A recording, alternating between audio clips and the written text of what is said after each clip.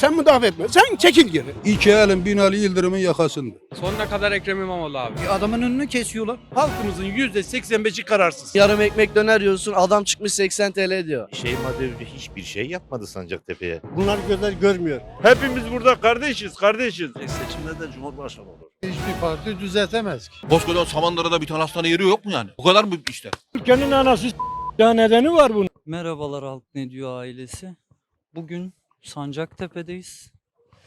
Şuradan bir önceki seçimin sonuçlarını görebilirsiniz. Bugün insanlara İstanbul Belediye seçimlerinde kime oy vermeliyiz diye soracağız. Çok da fazla uzatmadan ankete geçelim. Abi İstanbul Belediye seçimlerinde sence kime oy vermeliyiz diye soruyoruz. Murat Kurum. Neden Murat Kurum deriz abi? Bence o daha iyi.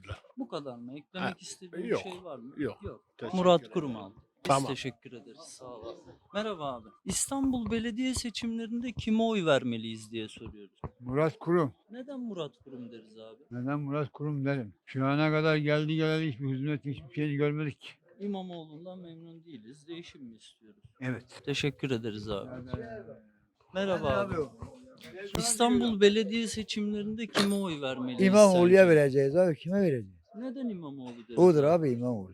O billerle işimiz yok. İmamoğlu Ha deriz. tabii Ekrem İmamoğlu var ki ona veriyoruz. Teşekkür ederiz. Peki burada belediyecilik anlamında gördüğün bir sıkıntı, problem Var abi var. nedir? Bunu Ya var düzeltseler o oyumu sani kaparlar. kandırıyorlar hep şey yapıyor ben biliyorum yani. İmamoğlu'ya vereceğiz İmamoğlu kazansın. Budur abi başka kime veriyoruz? Yok şimdi İmamoğlu da izleyecek, Murat Kurum da izleyecek. Murat Kurum diğer yok. adaylar da Murat izleyecek Kurum bunu. dün gelmiş. Şöyle düşün. Senin oyunu alması için ne yapması lazım bu adamın da senin gördüğün hata, kusur Yo nedir? iyidir abi iyidir. Adam yani millette iyidir. Ha, iyi He diyorsun. tabii her şey adam elinde yok. Adam yapıyor bırakamıyor adam. Reis bırakamıyor abi. Doğru konuşalım. Odur abi. Teşekkürler abi. Merhaba abi. İstanbul Belediye seçimlerinde sence kime oy vermeliyiz diye soruyorum. Kime vermeliyiz abi? İmamoğlu'na devam. Neden İmamoğlu deriz? İmamoğlu ayrımcılık yapmıyor. Yani süper. Her şeyde yapıyor. Durdurduk adam. Şimdi peki belediyecilik anlamında İstanbul'da ya da Sancaktepe'de gördüğün düzeltilmesi gerekir dediğin bir problem var mı? Yok. Yok. Her şey iyi diyoruz. Durdurduk ya. Adam Teşekkür iyi yapıyor kardeşim. Teşekkür ederiz değerli görüşlerin için. Eyvallah. Eklemek istediğin bir şey var mı? Yok. Yani ona devam et. Teşekkür Gelecek seçimde de Cumhurbaşkanı olur. Gelecek seçimde. Teşekkür ederiz abi değerli görüşler için. Merhaba abiler. Afiyet olsun. Tamam, İstanbul afiyet olsun. Belediye seçimlerinde sizce kime oy vermeliyiz diye soruyoruz. Senden başlayayım abi. Nedenini de soracağım ama ona göre. Nedenini sorarsan yani bence İmamoğlu yine devam etsin derim ama ben HDP Neden deriz? ya ülkenin menfaati için bence İmamoğlu'nun olması lazım. 20 senelik düzen hep aynı gitti. Tekrar aynı yıkıma döner diye düşünüyorum. Peki İstanbul'da ya da Sancaktepe'de belediyecilik anlamında bunun yapılması gerekir. Yaparlarsa benim oyumu alırlar. Kim yaparsa yapsın benim oyumu alır dediğim bir şey var mı? Burada şöyle bir problem var ve çözülmesi gerekir dediğim bir şey.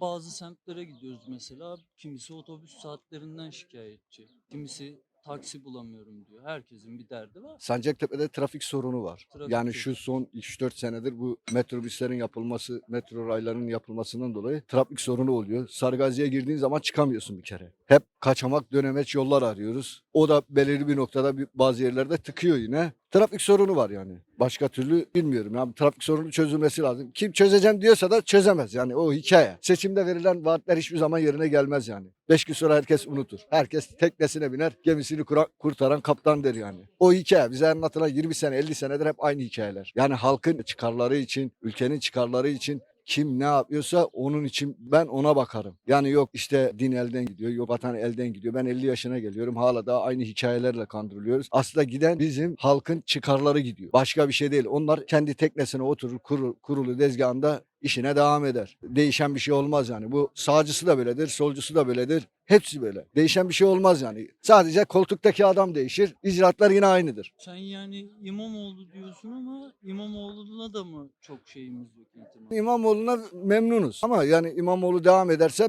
kişisel düşüncem yani İstanbul halkı için bence daha iyi olur diye düşünüyorum. En doğru aday. Şimdi şöyle bir şey. Mesela 10 tane şehir enkaz altında kaldı. Erzincan siyanürde siyanür patlaması oldu biliyorsunuz. Orada bir yıkım oldu. Bunun sorumlusu gelmiş İstanbul Büyükşehir Belediye Başkanı adayı olmuş. Yani bu resmen ben İstanbul'u da yıkacağım demektir. Başka ülkede olsa adam istifa eder. Yani biraz insanda çekinme olur. Halkın yüzüne çıkamaz yani bakamaz yani. Ama maalesef ülkemizde her şey 3 gün sonra unutuluyor. Değişen bir şey olmaz yani. Bu ülkede bir şey olmaz. Değişmez. Eğitim sisteminden başlayacak ki bazı şeylerin kalıplı bir şekilde değişmesi lazım. O da mümkün değil. 20 senedir değişmediyse daha da değişmez. Ben değişmeyeceğim. Umut yok abi. Umut yok işin gerçeği. Teşekkür söyleyeceğim bu ederiz kadar. değerli görüşlerin Teşekkür için ederim. abi. Sana soralım abi. Benim oyum İmamoğlu. O İmamoğlu'na neden İmamoğlu deriz? İmamoğlu engellemelerine rağmen her şeyi yaptı. Altyapı yaptı, yarım kalan metroları yaptı. O kadar engellemelere rağmen gene de bir şey yaptı. Ya bir otobüs bozuluyor, bozulabilir. Yüzlerce otobüs var. Yani bir tanesi bozulabilir. 100 tane insan var, 3 tanesi ölebilir. Ama her şeyi de onun üzerine yıkmamak lazım. Bu kadar engellemelere rağmen gene kendi şeyle bir şeyler yapıyor. Öbürü mesela bakanken verdiği sözlerin çoğunu tutmadılar. Kahramanmaraş'a gittik. Hala yıkılmayı bekleyen, enkazda çatlak binalarda oturan insanlar var. Kendi imkanlarıyla yıkmaya çalışıyor millet. Hani umudu kesmiş. Kendi enkazını kaldırıp bir şeyler yapmaya çalışıyorlar. Bunun üzerine de gelip işte vaatte bulunuyorlar. Şunu yapacağız, bunu yapacağız. Siz 20 senedir yapmadığınız şeyi son 5 yıldan sonra mı yapacaksınız? Yani bakanken kentsel dönüşüm dediniz, İstanbul'da bir adım ilerleyemediniz. Şu dönem mi yapacaksınız bunu? Yani 20 senede yapmadığınızı, İmamoğlu bir yerden başladı kentsel dönüşüme. İşte biz İstanbul'u daha iyi yapacağız. 20 senedir yapsaydınız o zaman. Şu an millet enkazda yaşıyor İstanbul'da. Teşekkür ederiz abi Rica ederim. değerli görüşlerin için. Eklemek istediğim bir şey var mı? Yok, sağ olun. Abi sana gelelim. Sen ne dersin abi? Abi ben bu arkadaşların aksine ters bir görüşte bulunacağım. Şimdi Cumhurbaşkanlığıyla belediye seçimlerini birbirine karıştırmamak lazım. Şöyle diyorum ben, partinin içinde kendi aralarında anlaşamayan insanlar bırakın İstanbul'u bence bir mali bile yönetemeyecek düzeydedir diye düşünüyorum ben sadece. Hani bunu sadece işte Murat Kurum'dur, İmamoğlu'dur cephesinden değil de genel olarak ele almak lazım. Sadece İmamoğlu'ndan bakarsan 5 senede ben çok bir şey yaptığını da görmedim. Arkadaşlara göre yaşım biraz genç ama çok bir şey yaptığını da görmedim. Sadece işte balık restoranlarında görüyoruz, ne bileyim tatilde görüyoruz veya afişlerde görüyoruz genelde. Hani ama sorsan yaptı mı yapmadı. Mesela şimdi Sancaktepe'deyiz. Şu an Samandıra mevkisindeyiz. AK Parti ne yaptı? AK Parti de bir şey yapmadı. Hani AK Parti'de de bu kurda şahsen kendi oyumu da şu an kararsızım. Sandığa gidip gitmemekte bile kararsızım. Ama İstanbul Büyükşehir Belediyesi'ni ben Murat Kurum'un alacağını düşünüyorum. Çünkü İmamoğlu'nun İstanbul için çalıştığını düşünmüyorum. O başka illerde veya başka mecralarda çalıştığını düşünüyorum. Hani İstanbul için iyi bir karar olmadığını düşünüyorum ben de. Peki toparlarsak, özetlersek kimden yana olacak oyunuz? Şu anda kararsız mıyız yani? Şöyle, tabii daha zaman var ama düşüncem benim şu şekilde. İstanbul Büyükşehir Belediyesi'nin ben şahsen AK Parti'ye, Murat Kurum'a oy vereceğim. Bu sadece hani İstanbul için aslında düşünmek lazım. Şimdi siyanür patlamasında, abim dediği gibi siyanür patlamasında veya depremi AK Parti'nin kendi yaptığını düşünmüyorum. Veya bizim bir insanımızın yaptığını düşünmüyorum. Bir doğal afet. Dünyanın her tarafında yapılan bir şey. Bunu kişilere ve şahıslara bağlamamak lazım. Ha burada tabii ki de şey var. İhmal tabii ki söz konusu. Yapılaşmadır. Bunlar altyapı, bunlar önemli ama insanlara bence bağlamamak lazım. Her insan hata yapar diyorum. Her insan hata yapar ama bu hataları görmek lazım. Benim düşüncem bu şekilde. Ben yine AK Parti'nin ipi göstereceğini düşünüyorum. Peki abi, belediyecilik anlamında gördüğün bir şey var mı? Böyle bir sıkıntı var, bunun çözülmesi gerekir. Sancaktepe'de olur, İstanbul genelinde olur. Şöyle diyeyim abi. Burada belediyecilik kavramında şimdi şöyle şahsi düşüncemdir, şahsi fikrimdir. Sancaktepe'de AK Parti'nin çok bir şey yaptığını 5 sene içinde pek gözlemleyemedim. Çok bir şey yaptığını da düşünmüyorum aslında bakarsanız. Bu saatten sonra ne olur? İşte yeni seçilirse eğer ne katar? Hani Şeyma Hanım şöyle bir sözü var. İşte çıraklık dönemimizi bitirdik. Bundan sonra sıra ustalık döneminde. Ben de merak ediyorum ustalık döneminde ne yapacaklarını. Ama dediğim gibi şu an Sancaktepe'de çok da bir şey yaptıklarını düşünmüyorum. Sadece az önce söylediğim gibi afişlerde gördüğümüzü düşünüyorum. Abi ben söyleyeyim mi bir şey? Şimdi AK Parti teşkilatları sadece dışarıdan yönetilen, tek kişi tarafından yönetilen teşkilatlardır. Şimdi ben de AK Parti teşkilatındaydım bundan 10-15 sene önce. Aktiftik de teşkilat mesela yönetim diyor ki teşkilattan aday çıkarın. Belediye başkan adayları arasında aday çıkarın diyor. Teşkilat adayları arasında aday çıkarıyor. Diyelim ki mesela birisi 200 oy aldı, birisi 150 oy aldı, birisi diyelim 4 5 6 diye böyle gidiyor sıralama. Bir bakıyorsun hiç yani adayların içinde hiç oy alamayan 10 tane 5 tane oy alan adamı getirip aday gösteriyorlar. Anladın mı? O zaman sen ne diye bu teşkilat üyelerine diyorsun ki aday çıkarın diye? Ne anlamı var o zaman sen bunlara adam seçtiriyorsun? Kendi adayını kafadan başkan koyacaksan. 2 dönemin başkanı da öyle oldu. Bak Yusuf Büyük de öyle oldu. İsmail Erdem de öyle oldu. Şeyma Büyük de öyle oldu. Yani teşkilat hükümsüzdür. İşin gerçeği bu. Yani tek kişi yönetiyor.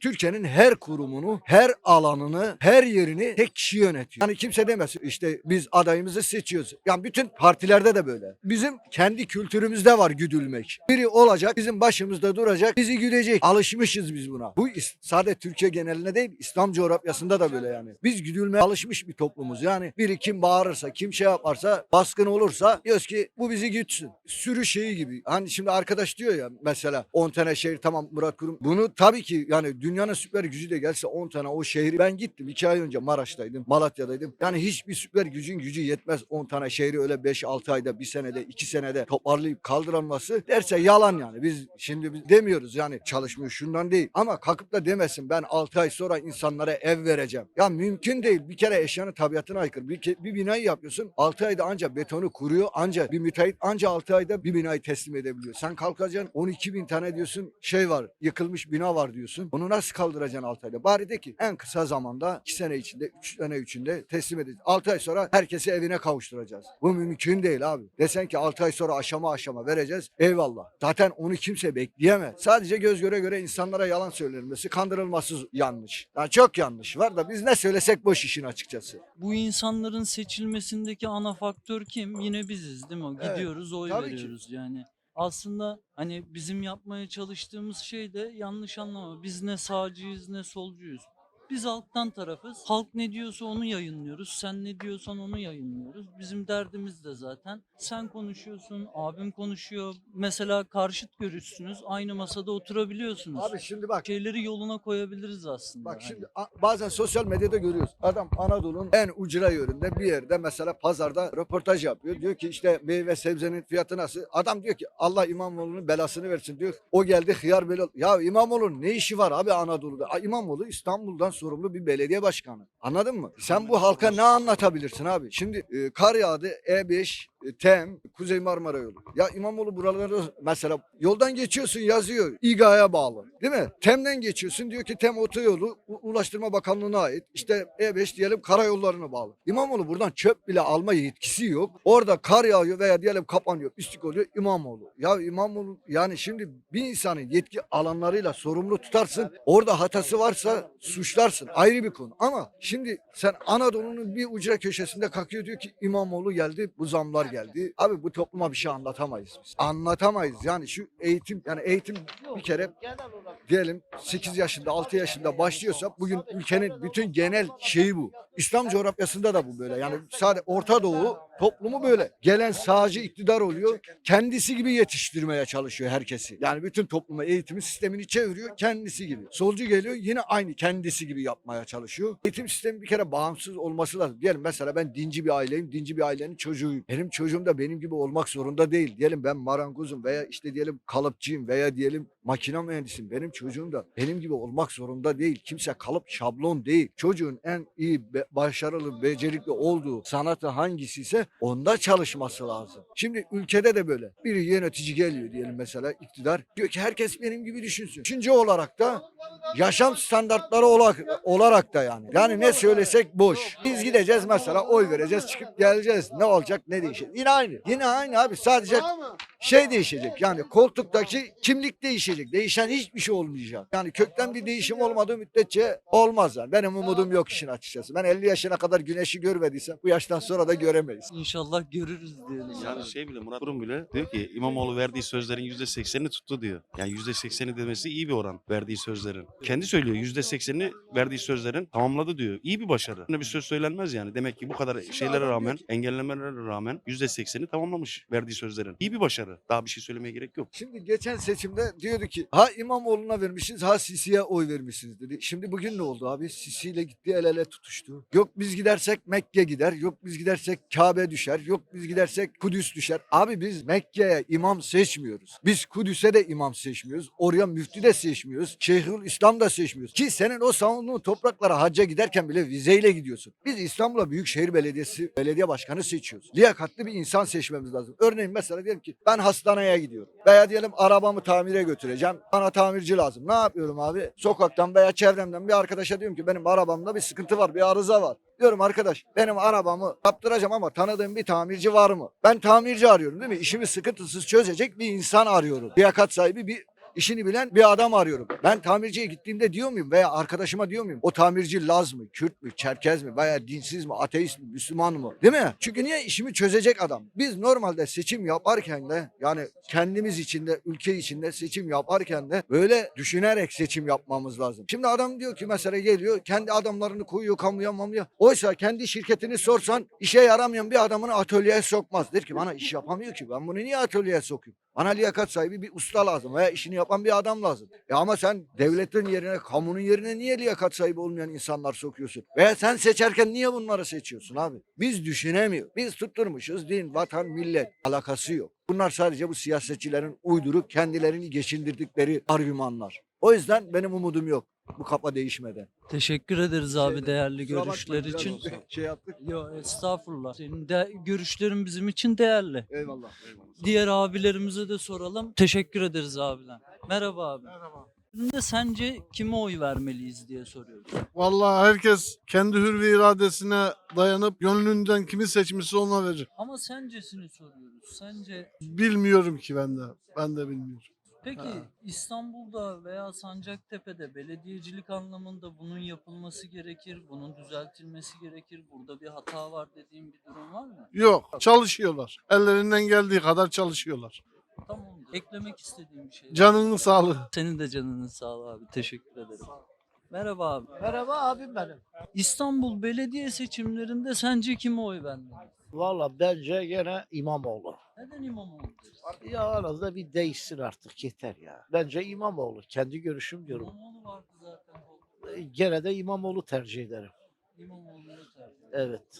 Peki İstanbul'da veya burada bu bölgede Sancaktepe bölgesinde belediyecilik anlamında düzeltilmesi gerekir dediğim bir şey var mı? Çok şeyler var ama hangisini söyleyeyim? Hangisi aklına geliyorsa söyle abi. Yani bence Bu gene yerlere ulaşsın mesajı. yani şu andaki mevcut belediye başkanı çok dürüsttür ama bir şey yapamadı. Bir şey yapamadı. Çok dürüst bir belediye başkanıdır. Bir şey yapamadı. Mesela ne yapmasını bekler? Yani her şey yani doğru düz bir şey yapmadı ki. Mesela özellikle burada Paşaköy, Şen Ticaret dediğimiz mahalle minibüs yok, ulaşım yok. Özellikle Sancaktepe ulaşım çok zorluk çekiyoruz. Özellikle Sancaktepe'de ulaşım çok zor. Trafikten dolayı mı yoksa otobüslerin otobüs- sıklığı falan? Minibüs.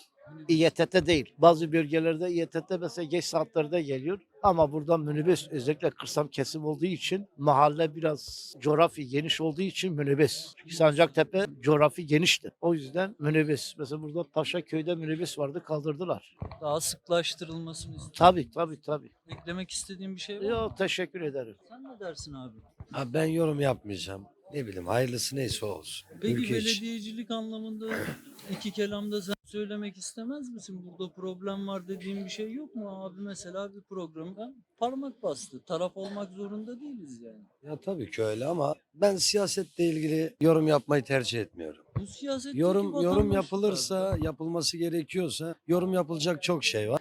İşte sen şimdi şöyle düşün. Sen bir oy vereceksin değil mi abi? Evet. Oyunu ne yaparsa alır senin bu adamlar. Yani burada illaki senin gördüğün bir problem var. Şimdi şöyle O söyleyeyim. gördüğün problemi söyle. O gördüğün Şimdi şöyle problemi söyleyeyim. düzeltsin, oyunu alsın. Şimdi denize düşüp yılana sarılmak misali. Şimdi köprüyü geçene kadar ayya dayya deniliyor. Şimdi benim örnek veriyorum bir oyun var. Oyumu adam aldıktan sonra tanımıyor ki. Şimdi Olay daha bitti. almaya geldi sıra. Olay bitti. Buyurun beyefendi söz hakkı. Şimdi bir de bu bayrak asıyorlar, seçim bayrakları, çadır bunlar hepsi yazık günahtır. Artık her şey internettir. Kimi kime vereceğini bellidir. Herkes kendi görüşü bellidir. Bu kadar müzik, bu kadar araba A partisi B partisi fark etmez. O kadar yer işgalinde, müzikte, bayraklar bu hepsi paradır. Bizim cebimizde çıkıyor. Yani Ne çıkıyor? internet var. Kimin kime vereceği bellidir zaten. Bu kadar yani bağırma, çağırmaya gerek yok. Sonuçta orada oturan vatandaş da para alıyor. Yani bunları bir kere yanlıştır. Artık dünyanın hiçbir yerinde yok. İkincisi mesela şu anda hayat pahalılığı çok. Baktım buradan bir normal bir dergahtır. Çay 10 lira. Hayat pahalı. Yani askeri ücret yükseltiyor. Her taraf hayat pahalı. Biz Adının dediği gibi. Şimdi hayat gerçekten pahalı. Şimdi hani birileri bir mertebelere ya da bir yerlere ulaşabilmek için bu kadar insanı yani ne bileyim harcamanın bir anlamı yok. Şu anda insanları kullanıyorlar zaten. Şu anda biz halk olarak tamamen kullanılıyoruz. Başka bir şey yok ki. Vergisi, bilmem KDV'si, bilmem ÖTV'si, bilmem ne. Yani bunlar şu an örnek veriyorum. İçimizde en iyi iktidar başa geldiğini düşün. Ben bir vatandaş olarak size soruyorum. En iyi yapabilecek bir vatandaş iktidara geldiğini düşün. Ne yapabilir şu an bu piyasada ya da bu ekonomide? Ben bir soru soruyorum. Hiçbir şey yapamaz. Bizim ülkemizde neden? Bizim ülkemizde yükselen ya da fiyatı artan ne olursa olsun, bu ürün olsun, gıda olsun, hangi sektör olursa olsun. Yükselen hiçbir şeyin fiyatının düştüğünü gördünüz mü? Adam diyor ki kardeşim diyor ben diyor adayım. Ben başa gelirsem diyor ben diyor işte şunu yapacağım diyor. Nasıl yapacaksın? Neye göre yapacaksın? Nasıl yapacaksın? Farz edin ki ben çok dört dörtlük bir adamım. Ben adayım. Bu işi yaparım diyorum. Ama başa geldikten sonra ben ne yapabilirim? Hiç seni tanımam ki kardeşim. Tanıyacak adam lazım. Ya işte tanıyacak adam lazım. Şu anda örnek veriyorum. A partisi, B partisi, C partisi yok. Şu anda insanlar bile bak halk olarak şu anda ciddi bir çelişki var. Ben bunu söyleyebiliyorum. Benim yaşım 40 ama dedim ya ben siyasette pek ilgilenmek istemiyorum. Yani ilgilenmiyorum da ama bazı konumlar ya da bazı gerekçeler duyulduğu zaman işte öyle muhabbet misali bildiğim kadarıyla konuşuyorum ama şu anda kim gelirse gelsin, kim yaparsa yapsın ne yapabilir ki? Hiçbir şey yapamaz güzel kardeşim. Çünkü neden? Biz bugün markete gidiyoruz 2000 liraya aldığımız 4 parça üründür. Gelire baktığın zaman gider gelirden daha yüksek. Nasıl geçineceğim bu ülkede? Gittikçe kötüye gidiyoruz. İyileşecek bir tarafımız yok ki. 2016'dan beridir ciddi bir kriz var bu ülkede. İşte pandemiden sonra iyice bizim ülkemizde önceden yılda bir zam vardı. Şu an bak ben kendim kasabım. Et firmasında, et sektöründe çalışıyorum. Geçen hafta ve bu hafta ete gelen zamı biliyor musun sen? 90 TL. Benim maaşıma yansıyan bir şey var mı? Bak ben etin içindeyim şu anda. Etin kilogramı olmuş 500 lira. Vatandaş neyle alacak, nasıl yiyecek? Arkadaşlar bunlar ciddi şeyler. Bunların ilk etapta yani birilerinin bunlara dur demesi gerekiyor. Dur demesi gerekiyor. Yakıt tamam. Belki dersiniz ki yani işte asgari ücret bundan 2016'da asgari ücret 4.000 liraydı. Örnek veriyorum. İşte şu anda 17.000 lira. Hayır arkadaşlar alakası yok. Şu anda vatandaşın gideri gelirinden daha çok. Öyle yani. Ben de bunu soruyordum sana abi. Çok Evet. teşekkür ederim en Ben azından. teşekkür konuştuk. ediyorum. mesela ben 2000 yıllardan 2010'a kadar askeri ücret çalışıyordum. Ayda 25 gram bilezik biriktiriyordum. Şu anda aldığım maaş 4 gram bilezik alırsam o da. Hiçbir şey yemese. Yani hayat pahalılığı var. Hayat pahalı. Bir kolu yumurta 150 lira. Vatandaş nasıl 17 lirayı geçirecek? Ben sana söylüyorum. Ya hırkızlık yapacağım. Yanında çoluk çocuğuma bakmayacağım. Başka çarem yok. Mesele bu. Hayat pahalı. İmamoğlu gelsin, Ahmet gelsin, Mehmet gelsin. Fark etmez. Önemli olan bu ekonomi düzen. Mazotun litresi 46 lira. Markete gidiyorum diyor mazot 46 lira. Nereye gidiyorsa diyor mazota zam gelmiş. Arkadaşlar bak bir de şöyle bir durum var. Teşekkür ederim. Biz bir yerleri Sağ olun. kaçırıyoruz.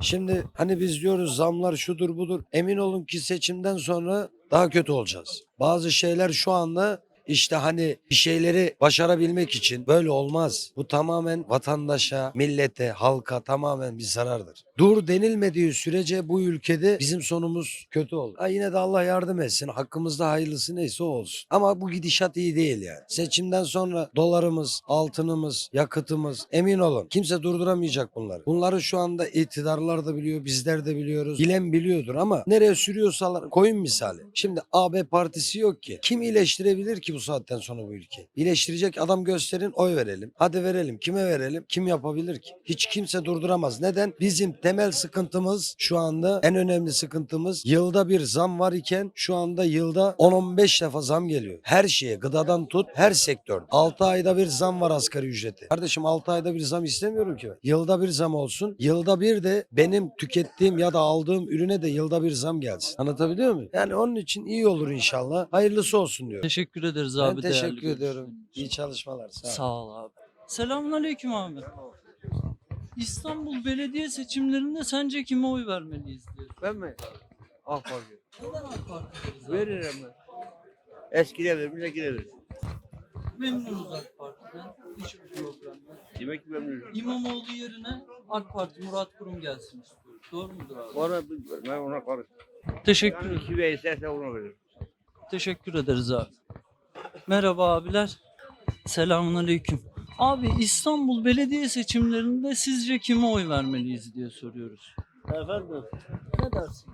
Herkesin özgür iradesi, ben ne diyeyim ben. Ya şimdi senin söyleyeceğin birkaç kelime Evet, bizim evet. izleyenlerimizin fikrini değiştirebilir. Tamam, Biz de işte. sana fikirlerini değiştirme fırsatı sunuyoruz. Ben şekilse rahat 5-10 koyun altına. Geçer misin arkadaş?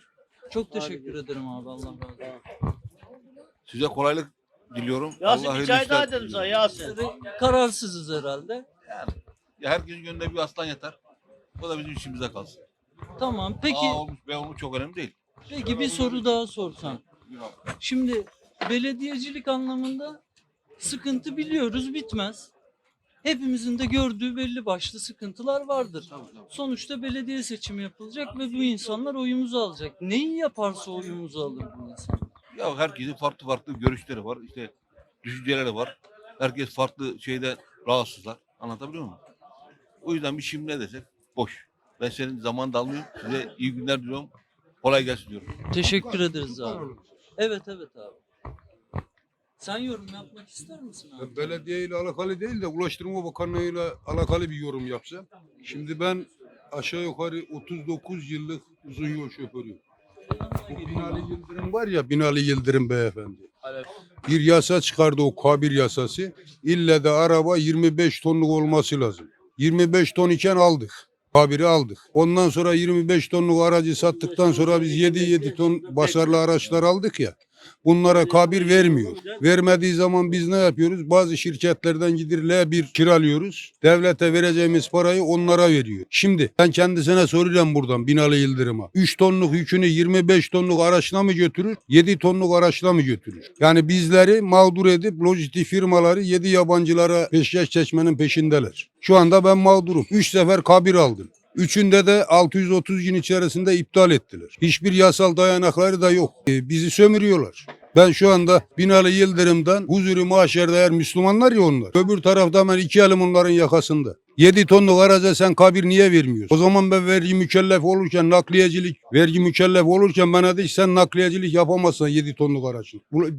Adil Kara İsmailoğlu vardı, Ulaştırma Bakanı. Ona bunu anlattığımda dedi öyle bir saçmalık olur mu? Ve o gittikten bir hafta sonra da benim var olan K1'im de iptal edildi. Şimdi sen gel de bunların belediyesine, efendime söyleyeyim hükümetine oy ver. Sömürceden başka bir şey değil. Sömürüyorlar resmen. Ya benim etim ne budum ne ya? Sen benden 3 sefer K1 belgesinde para aldın ya. Onları da iptal ettin. Tahtakale mi buraya? Tahtakale'de böyle sahtekarlık olmuyor ya. Alırlar vermirler. Ha şimdi 7 tonluk aracın var mı? Var. Polis yakaladığı zaman K1'in yoktur diyor. Cezayı basıyor. L1 kiralıysan A, B, C, D firmasından 2 ay sonra karayollarında veya ulaştırmadan birisi bakır senin K1'in yok. Adam parayı cebine koymuş. K1'in sözleşmeni iptal etmiş. Tek taraflı iptal ediyor. Yine giren kime girir? Gariban, vergi mükellef olan şahısa girir. Biz kamyoncular devletten bir kuruş para çalmıyoruz. Neyse KDV'miz tıkır tıkır zaten devlet bizden peşin alıyor. Bunun hesabını onlar öbür tarafta nasıl verecek? Yani Müslümanız ya. Kime soruyorsan Müslüman. Hepsine soruyorsan hepsi Müslüman. İslam'ı yaşayan bir tane var mı işlerinde? Ben rastlamadım. Siz rastladınız mı hiç? İki elin Binali Yıldırım'ın yakasında. Bunu da yayınlayın. Emin ol kesintisiz diyelim. Arkadaşım ya, kusura bakma. Ben şuna dikkat çekmek istiyorum. Herkesin de yani dikkatini çekmesini isterim. Eğer biz bu Sancaktepe'de yaşıyorsak özellikle yani burada niye bir tane hastane yok ben anlamadım. Bu Samandıra'da hastane yok. Neden acaba? Şimdi herkes hastası oluyor, yaşlısı oluyor, genci oluyor bilmem işte bir takım sıkıntılar. Hem ulaşım açısından sıkıntı. Bugün bir taksiye binsen, bugün bir taksiye gitsen, Sultanbeyli'ne gitsen kardeşim en kötü yazıyor 200 milyon para yazıyor, 300 milyon. Bunda olmayanlar nasıl olacak? Ya diş hastaneleri. Artı Ya onu da Sarıgazi'de var hastane. Oradan servis de yok. Sultanbeyli'de var devlet hastanesi. Niye özellikle bu Samandıra'da yok? Benim yeğenim geçen gün hastalandı. Burada iğne yapacak bir tane veteriner yok. Hemşire yok. Biz nasıl yapacağız bunlara? Nasıl peşine gideceğiz? Nasıl gideceğiz abi? Ben bugün bir hastane için Sarıgazi'ye gidiyorsam, Sultanbeyli'ne gidiyorsam burada durmanın anlamı ne? Burası yok. Buradaki insanlar yok mu? Hastane istiyoruz. Hastane istiyorum. En başlıca sebeplerden birisi hastane. Bak geçen gün benim babam rahmetli oldu. Ben o adam hasta halinde. Tekerlekli bu insanlar biliyor. 5 tane hastane gezdim. 5 tane. Niye gezdin? Burada niye yok muydu kardeşim? Buradaki insanlar insan değil mi? Öyle bir hastane hakları sahip değil mi bu insanlar? Sultanbeyli'ne git. Parası olmayan adam ne yapacak? Sarıgazi'ye git. Parası olmayan insan nasıl gidecek abi? Otobüs mü bekleyecek burada? Otobüs hastaneye gider mi gece 12'de 1'de? Var mı otobüs? Yok. Burada olsa insanlar bu şekilde sıkıntı yaşar mı? Giderler tedavisini görürler. İhtiyaçlarına giderler. Şifa bulurlar. Bunlar herkes özellikle diyorum. Bunlar herkes göz önünde bulundursun. Böyle bir şey yok. Böyle bir yaşam tarzı yok. Ayıp ya. Yani oradakiler insan, buradakiler insan değil mi ya? Koskocaman Samanlara'da bir tane hastane yeri yok mu yani? Bu kadar mı işler? Atılacak yer kalmadı ki. Vardı ya da adam geldi 1000 yataklı hastane yapacağım dedi askeriyenin yerine. Nerede kaldı? 6 sene önce. Burada hastane yapırdı. 6-7 sene önce. Nerede hastane nerede? Yerinde yerlere öyle bir şey yok. Getirdi kartondan bir hastane yaptılar, pandemi hastanesi. Onun dışında başka bir şey yok. Orada da doktor yok. Babamı götürdüm. Kardeşim dünyada var ya, dünyayı gez. Ben gezmediğim ülke kalmadı. Uzun yol şoförü. Türkiye halkını en ucuza düşüren bizim bugün var olan hükümetler. Bugünkü de geçmişteki de. Bu ülkeye 3 tane başkan geldi biliyor musun? Bir rahmetli Ecevit, Erbakan, bir de Yıldırım Akbulut vardı Erzincanlı. O adama da görev yaptırmadılar. Bir sene filan kaldı, onu da elinden aldılar. Bu ülkenin başında gerçekten bu ülkeyi yönetecek kimse yok. Hepsi sömürücü. Halkı bitirirler, sömürüyorlar. Dünyanın 4 iklimini yaşayan bir ülkede ya adam pancar eksen kota koymuşlar. Ya bırak eksin adam, çok olsun. Vardan zarar gelir mi? Ha yollar yapmış, şu yapmış, bu yapmış. Biz onlara kötü demiyoruz ki. Güzel yapmış ama pahalı yap. Yapılan hiçbir şeye kötü diyemeyiz. Güzel şey. Ama bir de bunları 1 liraya yaptırırken 10 liraya yaptırdığın zaman bana günah. Bize günah.